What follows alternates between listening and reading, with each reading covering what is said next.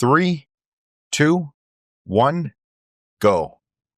Good morning. Good morning, everyone. Welcome back to another episode of our Sunday question and answer video. On the road again. This is becoming a bi-weekly episode because it's supposed to be weekly. We skip a Sunday and then on the next Sunday. It's supposed to be a weekly episode. But thank you guys for joining us again. We have some interesting comments here that we want to read. So let's get right into it. Okay. So first comment here comes from Via Toronto.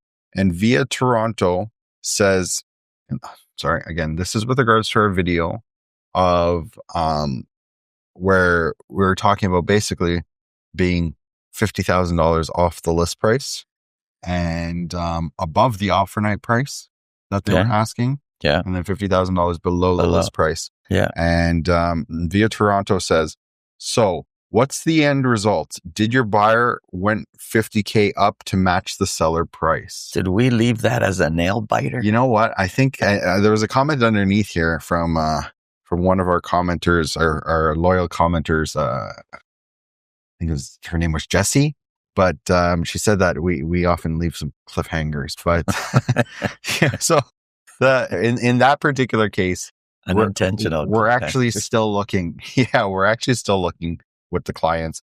We're still working with the client. We're still working with the clients. We're still looking for them. It's we're looking for something in the Etobicoke area. So I mean, maybe instead of help us out, folks. Yeah, if you have a house, if you have a 2,500 square foot house in the Etobicoke area that you're looking to sell, we have a client that's looking, and the stuff on the market, the sellers are just sticking strong to what they want right now. But so the seller did, or the buyer did not end up going to up to match that seller price.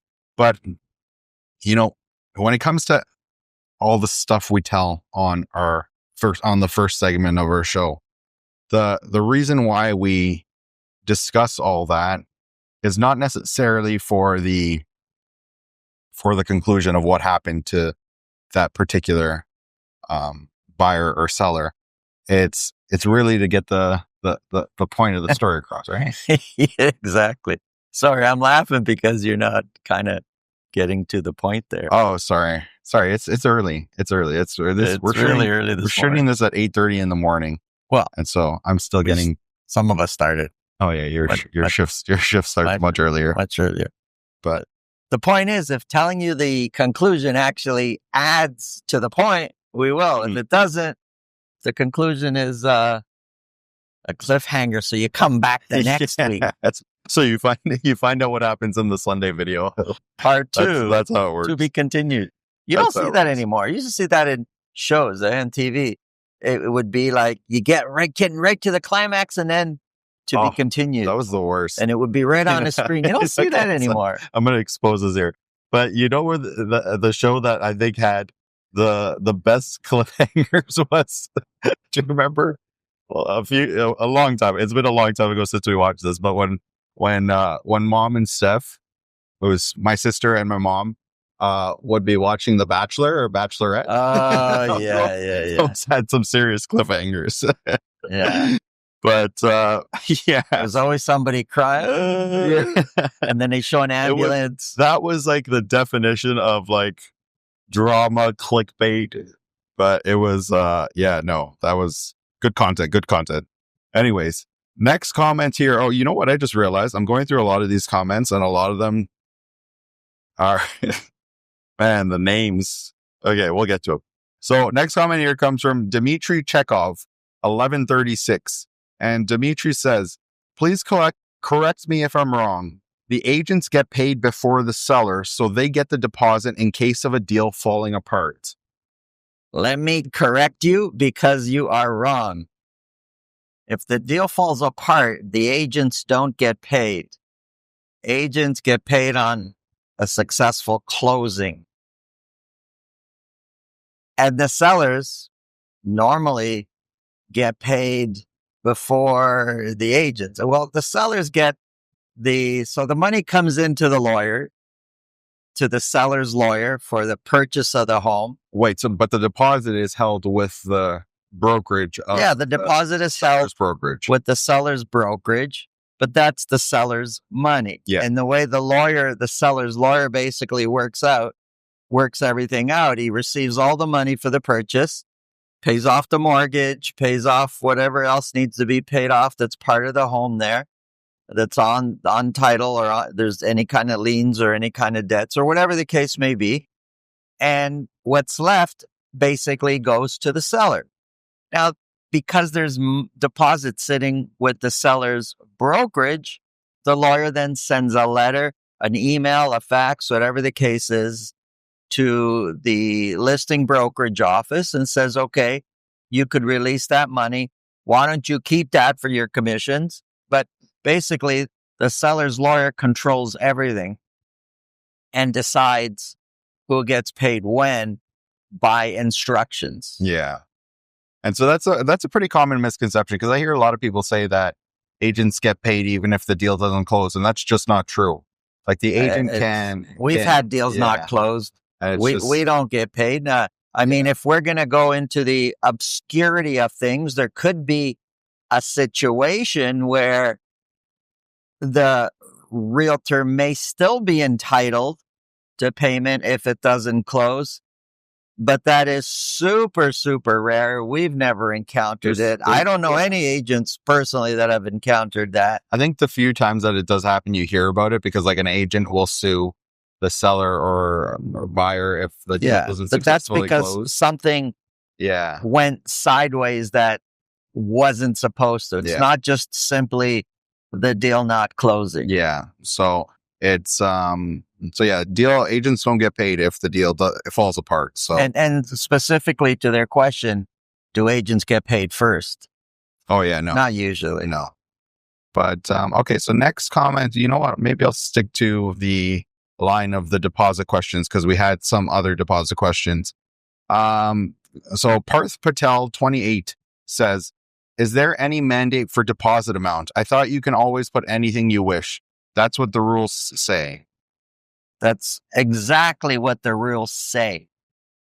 But then there's reality and typical market practices.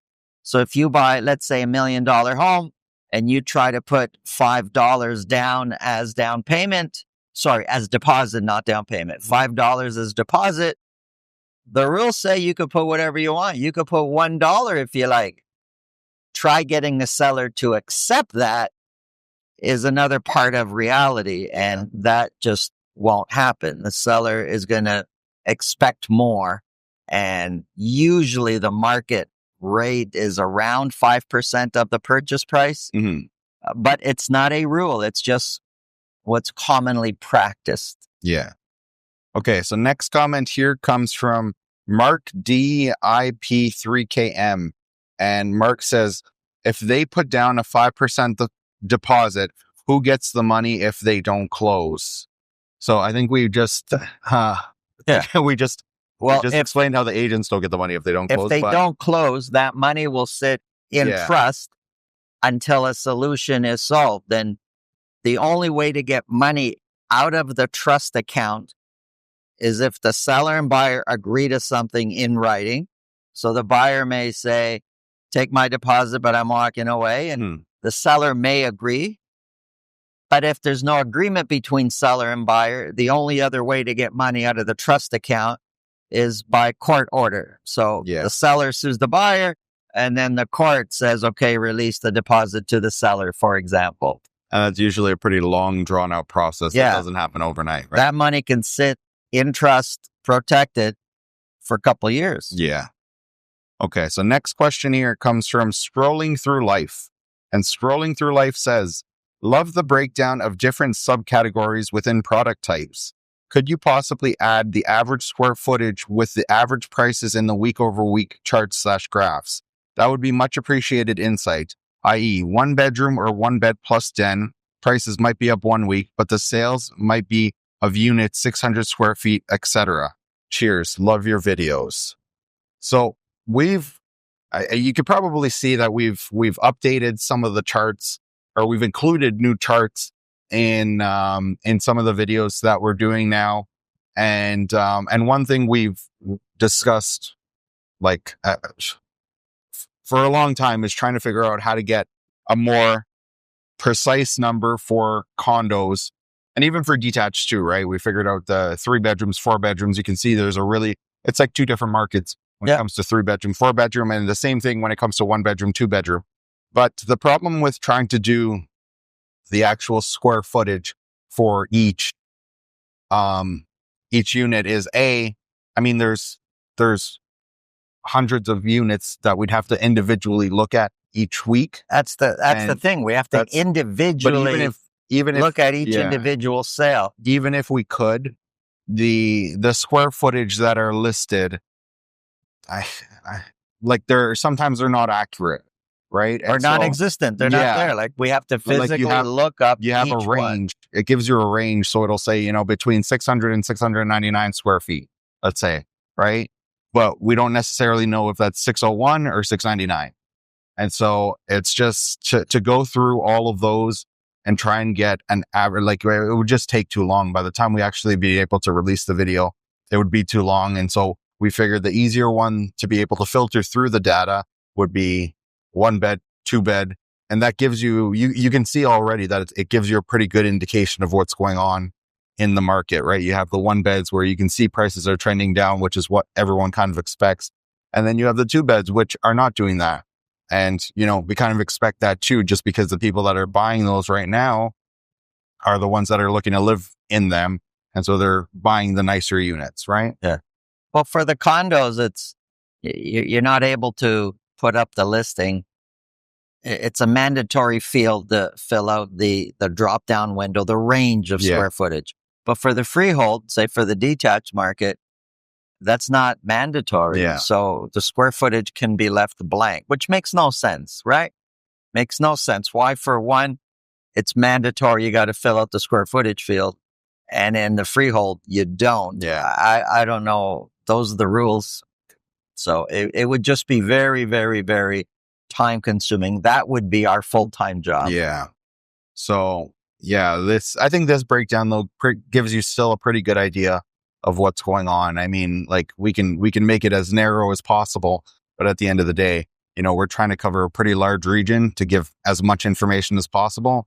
And it's a guide. Yeah. What we're doing is to kind of give you a guide, and I think it's pretty comprehensive the way it is now so far. But we're always updating these and getting better and putting new stuff in. So let's see, we'll look at different options there. But anyways, next comment here comes from Mint Incorporated. Oh, you know what? My allergies hit me like a ton of bricks this week. You taking your allergy pills? I did, but I feel like they don't work fast enough. Anyways, Mint Incorporated says, "Excellent work, Santiago. I love the show." Which show is he watching? There's so many of these guys watching the wrong show. Santiago, Santos. I'm going to start putting, I'm surprised they haven't started calling me David and Bill and Wilbur. At least they're close. It just starts with an S. It's Santiago. That's the only part that's close. The first 4 letters, right? He says, "Excellent work, Santiago. I love the show." Here's a weird question for you. Muchos gracias. Here's a weird question for you and a little off topic. More weird than the Have you ever had a client purchase a home with cryptocurrency or accept any other form of cryptocurrency for a real estate transaction? The short answer is no.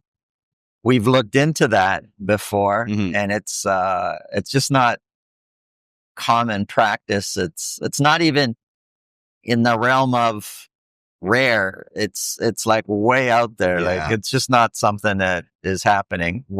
Our systems, our banking system, our legal system, there's so much is not geared up for this yet. Yeah.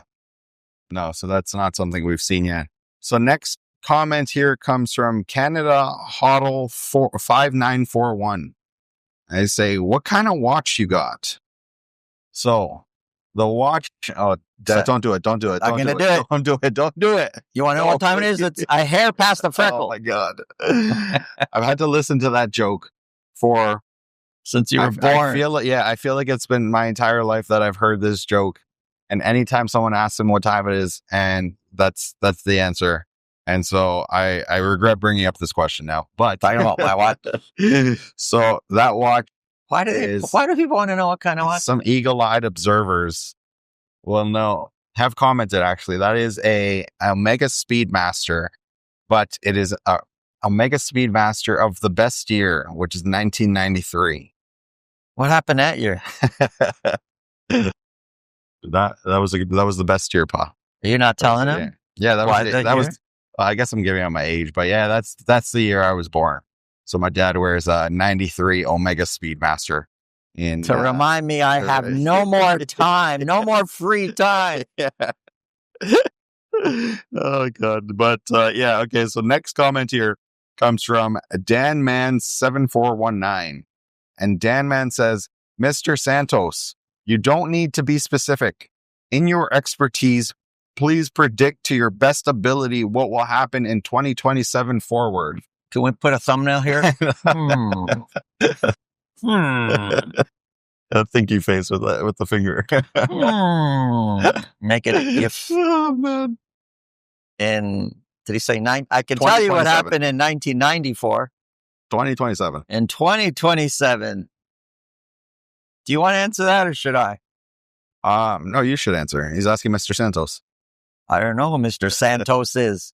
I'm being specific on my name. What's going to happen in 2027? You know what? It is so impossible to predict. And I don't want to be that guy that just throws things out there for attention, because I also know the people that want to hear, or specifically what I say. Let's say I say, oh, price is going to go up 10%. There's a group of the population that is looking to hear exactly that. And they'll gravitate to what I say and make decisions based on what I've said. And it could be totally wrong. And then there's the other group. If I say, oh, prices will go down 10%, it's that group that is saying, I knew it, and follow me and make decisions based on what I said. I don't want to be that guy. And the fact of the matter, the real truth, and I'm being specific, nobody really knows. The market is very fluid, very volatile. A lot of it is based on public sentiment. And so we can't, with any degree of success, predict. Nobody can. We've actually, I think one of the bigger things that scares you away from making any types of predictions is, we get a lot of calls and speak to a lot of people that are in a lot of different situations. And we've heard countless people tell us that, I was told that this was going to happen, so I did this, right? And then they end up in a situation that maybe not so favorable. And so, yeah, we just try and stay away from predictions as much as we can, because, our words have an effect. There's a lot of people that are okay making predictions. And like you said, like, people will listen to it and they'll gravitate to it. So the only plan that's really over time proven to be successful is, if you're going to buy it, plan to keep it for a long, long time. Yeah. Okay. So next comment here comes from Dirty Burger 7528. Dirty Burger. I have to pause before I read this because I got to get the name right. So, hey, Santoralissimo. Who's he talking to? Are you seeing better sales in the high-end condo market? High-end condo market. It's really tricky to define what a high-end condo market is. I know it sounds pretty simple, but there's high-end condos that are high-end because they're just really expensive, but they look like every other high-end condo. And then there's high-end condos that are truly unique, luxurious, high-end, that they stand out. They're unique. The ones that stand out are unique. We're seeing better sales there. The ones that are luxury just because somebody said they are and they're priced expensive, nothing's really happening there. Yeah. Okay. So 1AG18 says, first, thanks for all your great content, Samtonio. Question for you and Dantonio. When you say that sellers can't lower price because they owe more, is that because they bought it at a higher price, or they took out additional loans against any equity they had, etc.? Just trying to understand if this is because they bought it in the last 3 years and no price appreciation, or is it because they borrowed against any equity they had and now they're stuck? I'm guessing it's more of a second. Thanks again. No, it's both. Yeah, I would It's say actually both. it's I don't know probably what the higher. percentage is. You think it's higher one way? I think it would probably in terms of the people that we've spoken to. I mean, like it's for us.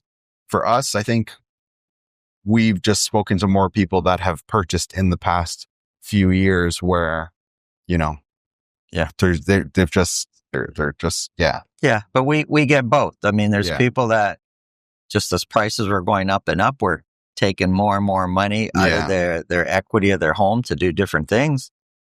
And then prices came down. And next thing you know, they don't have that equity and they're actually underwater. Yeah. So they both have kind of got stuck.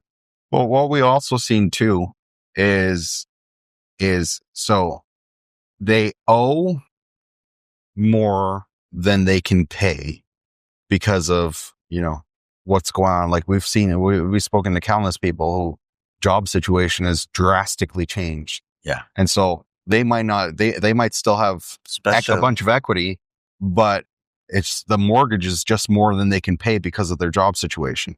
Yeah. Right. So there's a whole bunch of different They can't reasons. keep up with payments. Yeah. Especially if some of the people we've spoken to that are self-employed. Yeah. And that the bulk of their income is coming from that.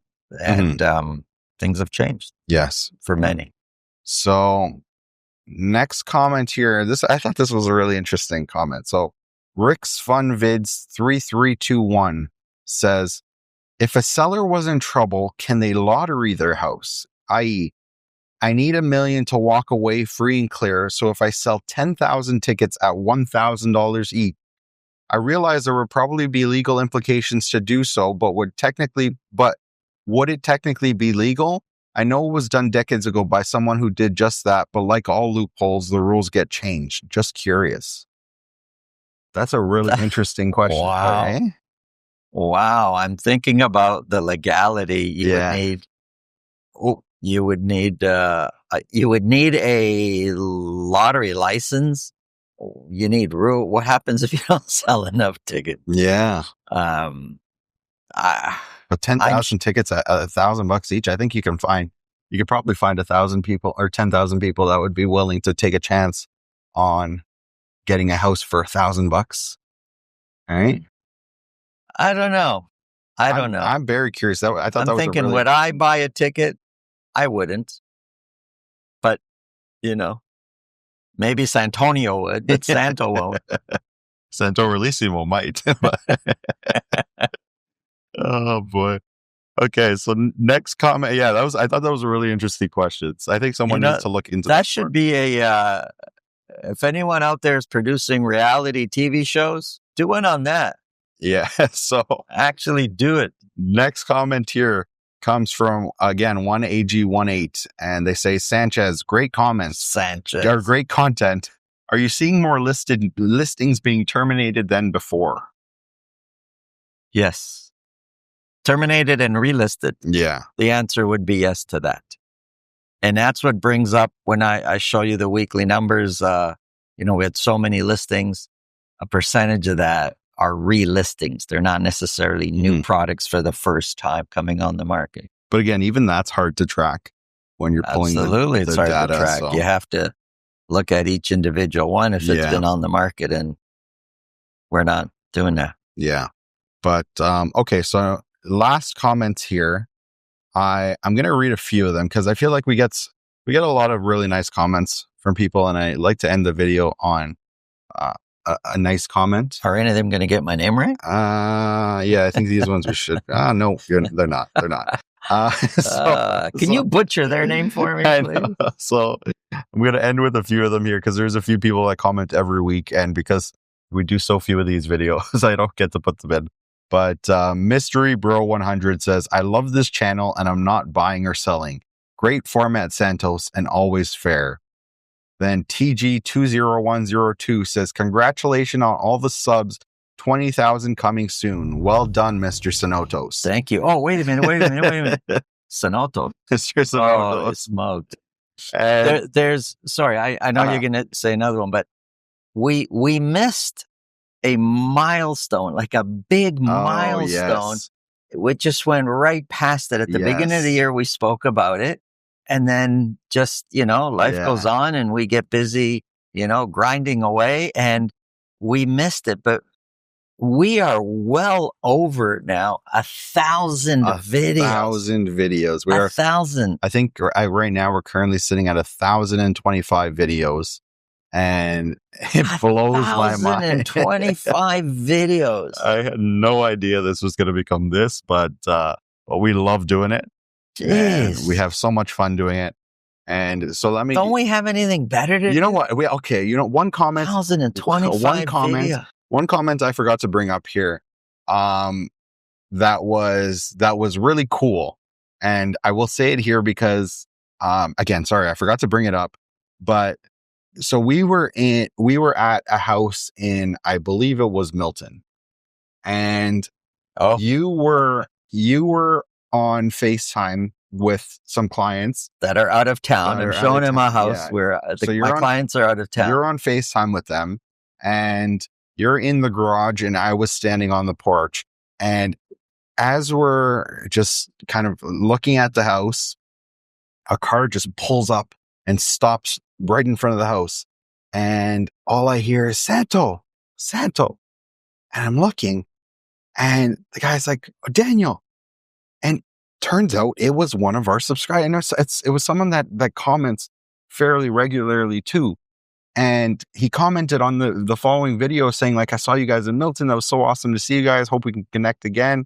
Did he say something about a shout out to Milton or something like that? Yeah, something like that. But it was so cool that that people recognized us, and yeah, you're getting that quite a bit now. Actually, we actually enjoy that a lot when somebody sees us and recognizes us and comes up to say hi. We really appreciate that. Yeah. But nobody has called me other than my real name in face to face, though, in person. You don't dare call me Sanchez. Oh, if my wife hears you, Santonio. But yeah, no, that was just a really cool thing I wanted to mention, because I still can't believe that, like, people actually walk this stuff. I mean, I have to listen to you all day, every day, most days of the week. You're the lucky one. So yeah. But thank you so much for all your support. And last comment here I will read, or sorry, last two, because you got to wrap it up. Yeah, I know. Buddy. Slow down, Pa. So Lise Roy always comments every single video, Sunday video. Great show. You guys are the best. And so Lise Roy, thank you so much for all your support on all these videos. We really appreciate it. And the last comment comes from the Tail Gunner 777. The Tail Gunner says, this is what authentic content looks like. This channel doesn't get into clickbait political propaganda, and the community doesn't have their brain cooked. Thank you so much, the Tail Gunner. We try our best. Keep this as fair and accurate as possible. Tail Gunner, thank you. But just a little correction, a little bit of clickbait.